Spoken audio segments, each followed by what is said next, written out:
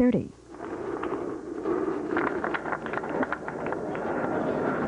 Welcome back, and the situation now getting a little tense over these final few holes.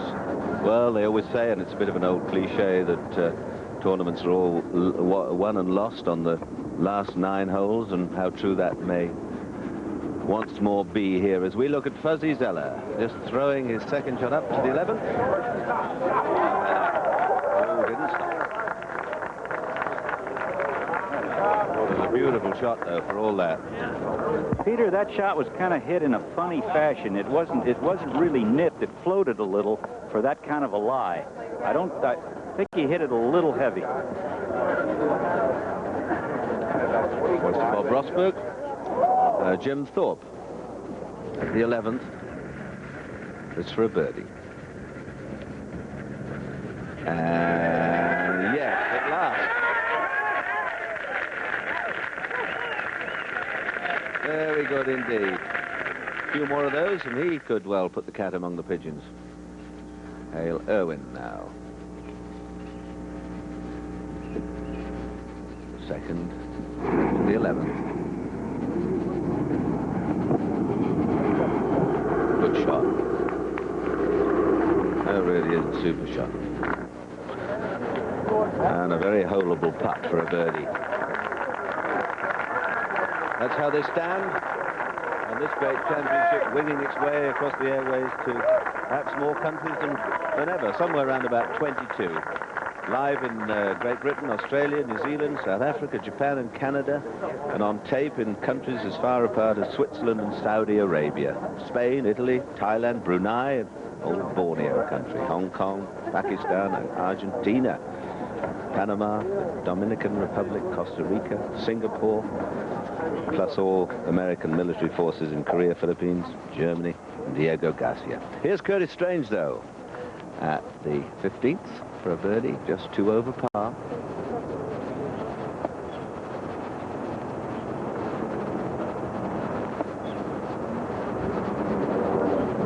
A little tap, and down it goes, and will it hold? Yes. That's that.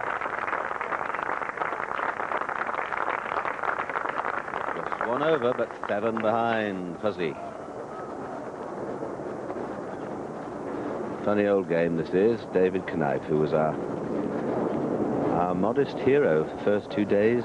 This is our hero of the moment. David finished with an 83 today, but at least for 2 days he had his moment of center stage. This is Jim Thorpe, the 12th. Long par 5, giving it the works.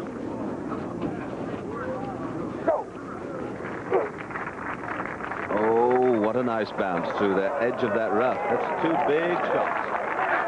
535 yards. Back to Fuzzy. At the 11th. My word, he's very good on those long, long putts. So near. Greg Norman at the 12th. Peter, he's got a very bad lie in the rough. He's in the first cut, but it's sitting down in a bare spot, so it's right on the ground. He's got no opportunity to try to reach the green, so he's just going to lay up.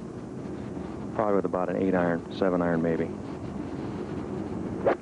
You can see how hard he had to hit down and through that just to get out of that hole. Perfect position, about 140 yards from the flag. Hale Irwin putting at the 11th for a birdie. And just topside.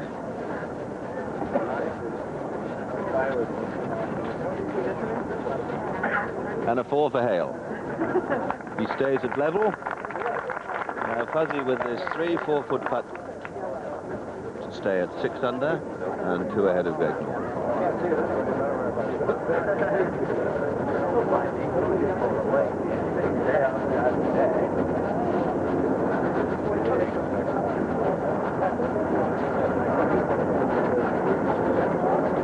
Well, he's been holing these very confidently. He's been rattling them into the hole.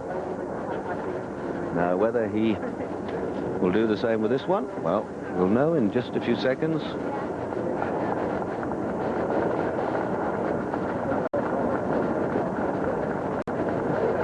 Yeah, well, it didn't go in quite so fast, but it disappeared. safe par by Fuzzy. He stays at 6 under, and that keeps him 2 ahead of Greg Norman. And the crowd move on. Every tee is left until we get to Jim Thorpe now 1 under. That's the way he started. Level par for the day. Jack Nicklaus drops another stroke to go 6 over.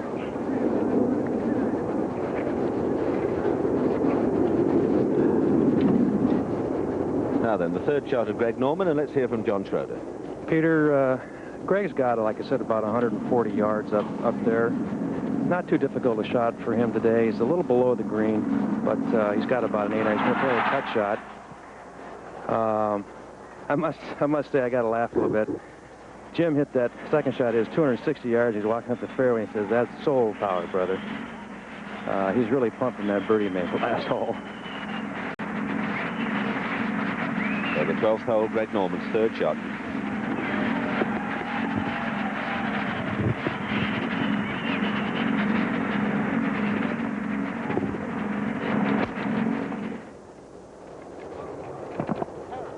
That ball's moving to the right. Slight trouble in the bunker. Yep. There it is. Not plugged. And this is one department of his game that Greg Norman has improved so dramatically over the last couple of years or so. He's got to get it up, and the pin very close. Quite a delicate shot. Back to the 12th tee. This long par 5 and Fuzzy's drive. This is a big drive for Fuzzy. If he can get it in the fairway, but he's hooked it again like he did yesterday. watch it over there. Watch it. He has put it over there. I tell you, I don't think it's going to be as bad as it was yesterday, though. He's past the tree, and he's going to have an open shot to be able to lay up, but there's no way he can put it on the green. But he could have with a good drive. We'll just leave them for a moment and go and see a former champion finish, Hubert Green, at the 18th.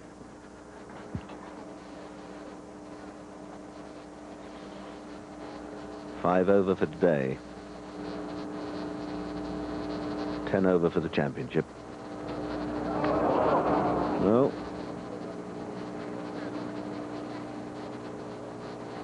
The par here of 70, I think, is so severe that for the old-timers, I think the old ratings of 72, 472's 288, I think, keep scoring in a better perspective.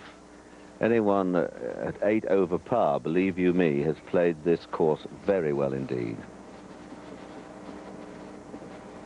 Hubert Green hoping this is going to be his last shot for the championship, and it is.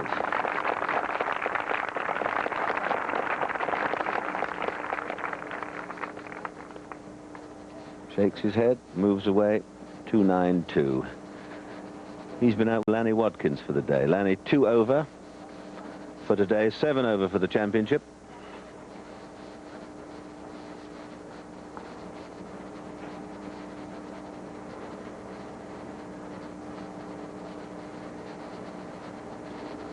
Yeah, well held.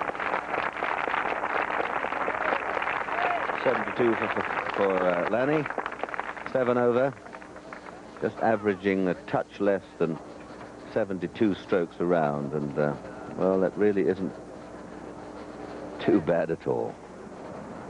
Jim Thorpe now, back at the 12th after those 2 massive shots.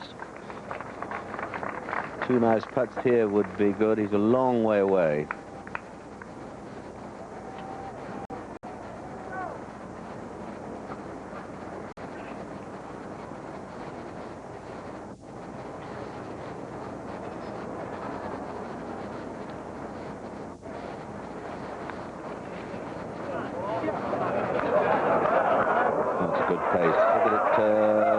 That's beautiful speed. There's his tee shot now, the one he just pulled. I think maybe he was just trying to hit this one a bit too hard. The head's nice and still. The familiar big turn, drops down. The legs in a nice position. Just comes in and perhaps just whips that club head in a fraction early. You can see his head tilted back a bit. Just came up and round on it.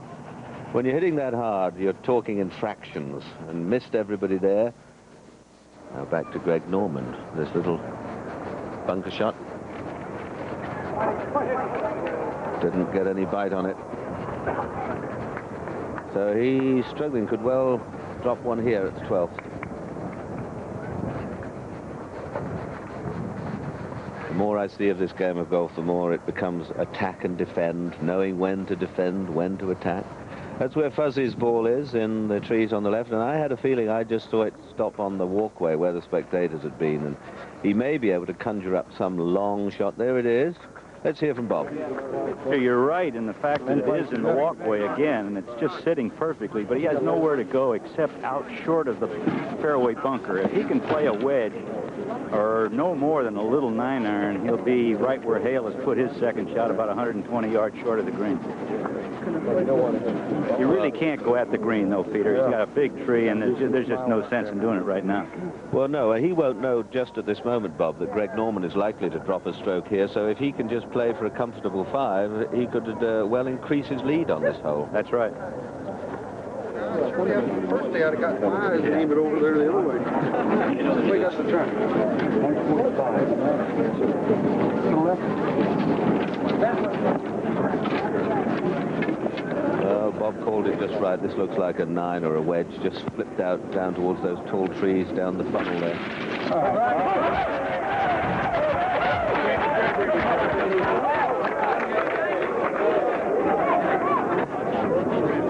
He just laid it up perfectly, just about 15 yards short of Hale's layup. Another tremendous break, really. A drive that could have been anywhere, and yet not a whole lot different from a good one.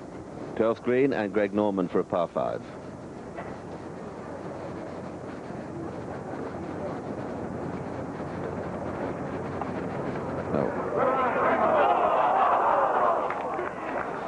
He's been lipping the hole. He's played some beautiful shots. He hasn't holed all that many putts, but he's been going along very nicely, and that wasn't the putt that cost him the stroke there. There were a couple of factors on the way, missing the fairway with his tee shot, and then playing perhaps too boldly at the flag with his 3rd. Interesting to hear the crowd react there when Fuzzy just played a very ordinary pitch out of the rough there. It's one thing, and there's one of the youngest spectators here. That's the time to start him, son. Can't wait for a gin and tonic, but never mind. More of that later. There is the gin and tonic. My word. But this really is becoming more and more of a family day out, these golf events now. Of course, Father's Day. And congratulations to all you dads. Jim Thorpe here putting for a birdie. And he's making a little bit of a run at things if Greg Norman just slips a little bit. If he gets this, which he does, well hold. I was saying about the crowd being on your side, it makes an enormous difference, or it can do. And it's only a week ago since John McEnroe played Lendl in Paris, and he got the French crowd, which are just like the old Roman crowds used to be at the gladiatorial days. He put their backs up, and they crowded and yelled for the other guy, and I think that contributed to his defeat, McEnroe's defeat. It's a great thing to have the crowd on your side, and this man's got him with him today, Fuzzy Zoeller.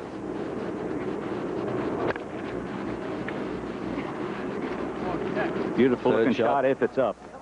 No, it's pretty well short. Later, probably 25 or 30 feet. He's got to go up over that rise. It's not an easy putt. But safely on the green. And 2 putts would increase his lead to 4.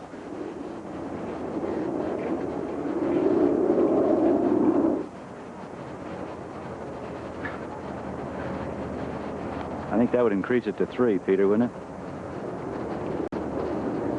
Fuzzy 6 under, and Greg, oh yes indeed, you're quite right. He would, Greg Norman's dropped back to 3. Fuzzy would stay at 6, it wouldn't be correct a birdie.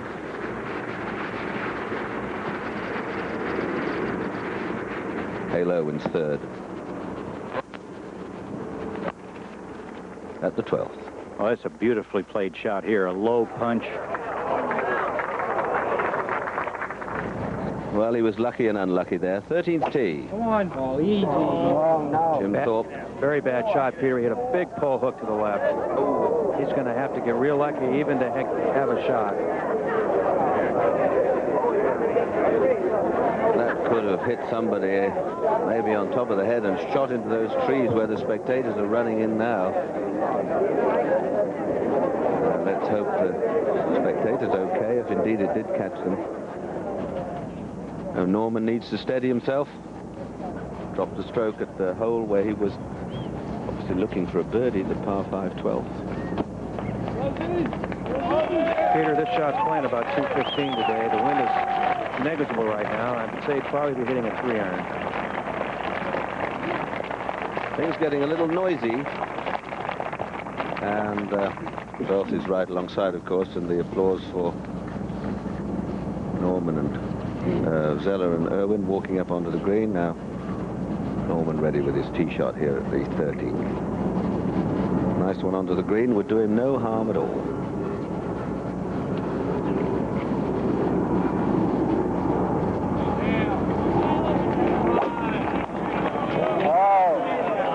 That's nicely at the middle of the green.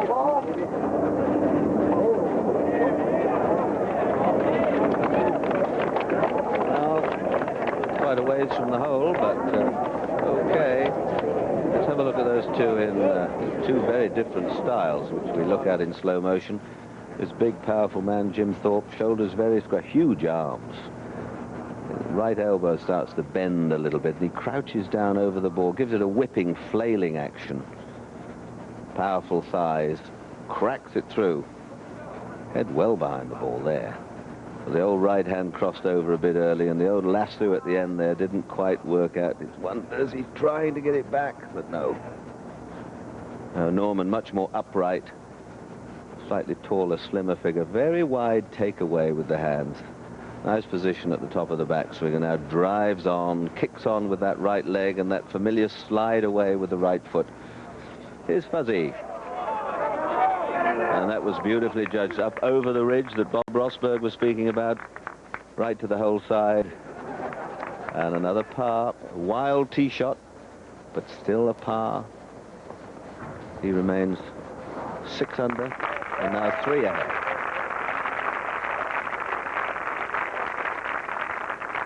Still plenty of dangerous holes to come. So Fuzzy Zeller now leads by 3 over Greg Norman as we look down on Winged Foot.